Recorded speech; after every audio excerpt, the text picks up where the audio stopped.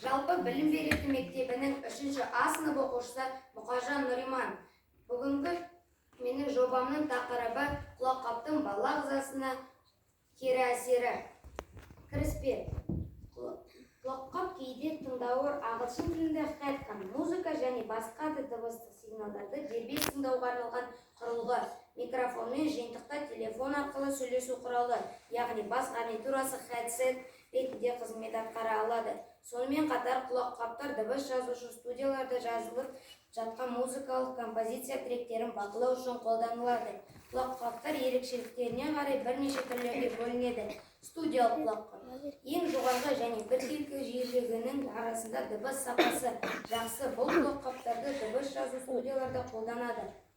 Дыбыс жазушы өте кішкентай ақаулар мен шуларды оңай ести алу үшін студиялық құлаққаптарда жоғары жиіліктегі дыбыс ажыратушы орнатылады. Алайда бұндай құлаққаптар тұрмыс тіршілікте көп қолданылмайды. Себебі артық шулар естіледі. Қарапайым құлаққап тұтынушыларға арналған. Күнделікті қолданыстағы құлаққаптар мұндай тыңдаулар әдетте төменгі және орташа жиілікке арнап жасалады. Сондай-ақ олардың сыртқы дизайніне көп көңіл бөлінеді. Сигнал тарату тәсілі бойынша сымды құлаққап ақпарат көзіне сым арқылы қосылады. FM радио қабылдағышымен қосқан кезде сым антенна қызметін атқарады.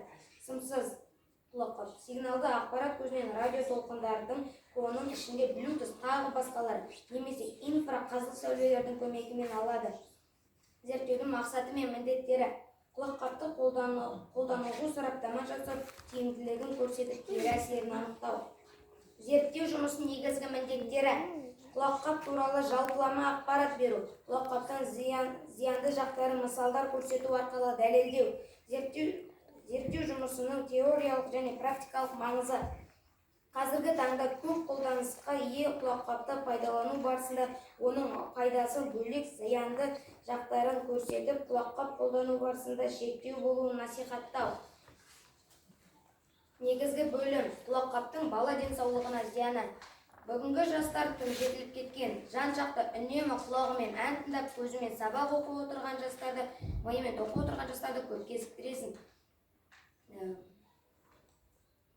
Тіпті қалмақша қаңтарылған жастарды көп кезіктіресің. Көшеде, автобуста айналаңыздың бәрі толған құлаққап. Тіпті қалмақша қаңтарылған аттай болып, бір құлаққаптың екі жабындысын екі адам тағып алып, ән тыңдап кетіп бара жатқанын көріп таңдануға да болмас. Мәселен, қос құлақты бірдей жапқан қалқандай дәулері сәнге ене бастады.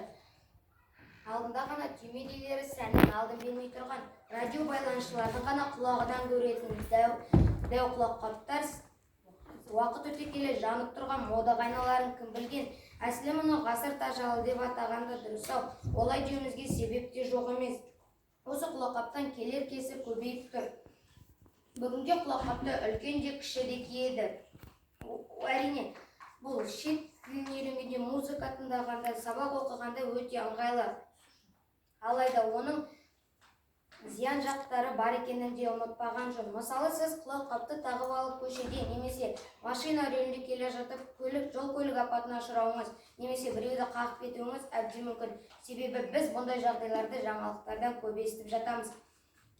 Мамандар осындай дабыл қағып отыр. Зиянды жағы құлаққапты жүйелі түрде кию, құлақтың есту қабілетін төмендетеді, қан қысымын көтереді, бас ауруына шалдықтырады. Ашушаң күйгелек бұндай адам байқампаздық қабілетін жоғалтады. Ашушаң күйгелек жанға айналады. Құлаққапты ұзақ уақыт киген адам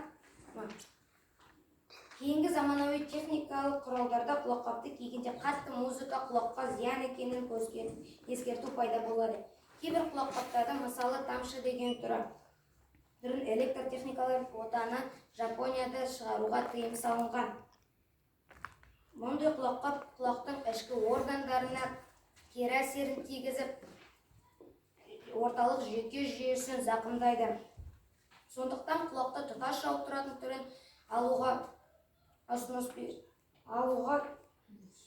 кеңес береміз. Әрине, сөмкеге салып жүргенде ыңғайсыздау, алайда денсаулық бәрінен де қымбат емес пе? Жалпы музыканы белгілі бір уақытта ғана тыңдаған дұрыс. тыңдаған дұрыс, үнемі құлақты жауып алу ырымға жаман. Бұл ешкімді тыңдағым, естігім келмейді дегенді, яғни саңырау болғанды қалауды білдіреді. Психологикалық тілмен айтқанда оқшаулану, қоғамнан алыстау. Мұндай адамда жасырын депрессия болуы ықтимал. Сондықтан ойланыңыз, неліктен қоғамнан оқшауланғыңыз келеді? Кімнен жасырынып жүрсіз? Қоғаммен қарым-қатынаста болу сізді қандай ыңғайсыз жағдайға түсіреді деп ойлайсыз? Құлағыңызды жауып жүріп, жақсылықтан құр қалуыңыз ықтимал. Өмірдегі жағымсыз жайттарды көріп, жақсылығына қуанып, жаманына күйініп жүріп шынығамыз. Өмір сүруді үйренеміз. Құлақ ауруы қатерлі дерт. Зерттеу барысында құлаққапты ұзақ уақыт, мәселен 3 сағаттан артық тыңдаған адамнан бас миының тамырлары тарылып, оттегі жеткіліксіздігінен бас ауру пайда болатындығы анықталады. Сонымен қатар ашушаңдық, үйрелену, яғни стресс дамиды. Ең қауіптісі құлаққаптың құрамында магнитті дыбыс тарататын құрылғы орналасқандықтан бұл құрылғының электр энергиясын көп қажет ететіндігі бар. Көпшілік құлаққап пайдаланушылардың телефон қуаты тез сөніп қалатыны да осы себептен. Құлаққаптың бірден әсер ететін мүшесі құлақ. Ең бірінші көрінетін белгі беретін ауру кереңдік. Адам құлағы естімегендіктен көп ақпаратты дұрыс қабылдай алмайды. Уақыт өте келе жасы 45-тен асқаннан кейін естуі тіптен қиынға соғуы мүмкін. Осы жоба жұмысым арқылы құлаққаптың айта берсек, пайдасы жағынан зиян жақтары көп екенін айтқым келді. Құлаққапты тағу қаншама оқыс жағдайлар мен құлақ ауруына шалдықтырып, адам санасын улап жатыр. Болашақ жастарымыздың осы құлаққап тағудан бойларын аулақ ұстауына шақырамын және жолдастарыма, сыныптастарыма құлаққап тағудан зиянын айтып, құлаққап тағудан аулақ болуларына насихат жұмыстарын жүргіземін. Бүгінгі шарықтаған жаңа әлемдегі жаңа Қазақстан болашағы біз жастардың қолында екенімізді ұмытпауымыз қажет. Ұсыныс: мектеп оқушыларының мектеп табалдырығына құлаққапты әкелуге қолдануға тыйым салынса. Екінші, ата-аналармен құлаққаптың зияны туралы ақыл кеңес өткізілсе. Үшінші, Қытай құлаққаптарының елімізге өтуіне мемлекет тарапынан рұқсат берілмесе. Назарларыңызға рахмет.